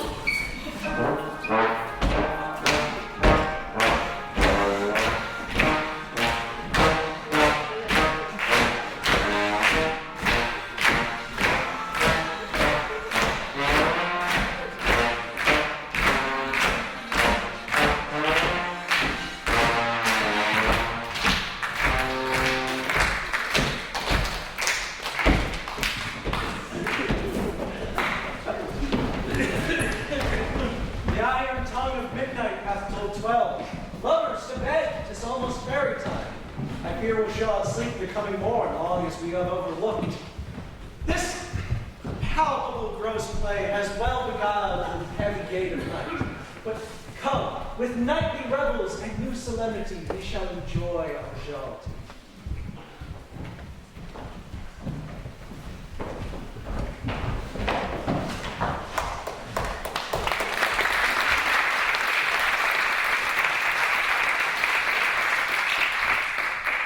Now the hungry lion roars, and the wolf behowls the moon, whilst the heavy plowman snores, all with weary task fordone. Now the wasted brands do blow, whilst the screech owl, screeching loud, puts the wretch that lies in woe in remembrance of a shroud. Now it is the time of night, that the graves all gaping wide, everyone let forth his sprite, in the churchway paths to glide, and we fairies that do run by the triple Hecate's team, from the presence of the sun, following the darkness like a dream. Now our frolic, not a mouse shall disturb this hallowed house, and I am sent with room for to sweep the dust behind the door.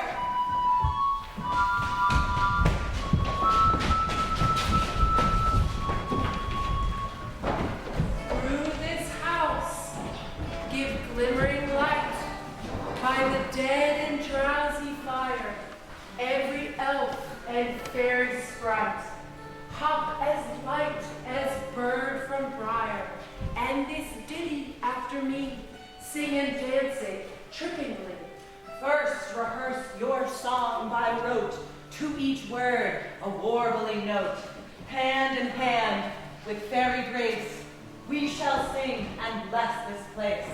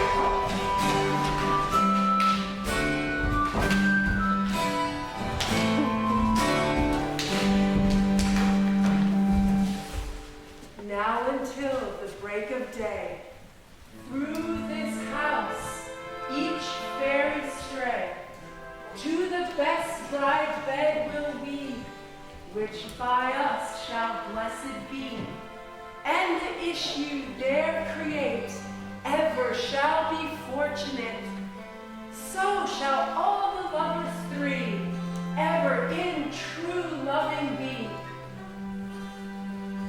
And nor the plots of nature's hand never in their issue stand, nor mole, hair, lip, or scar, mark prodigious such as are despised in nativity, shall upon their children be. With this field do consecrate, every fairy take her gate, to each several chamber bless, through this palace with sweet peace, and the owner of it bless, ever shall in safety rest. Trip away, make no stay, meet me all by break of day.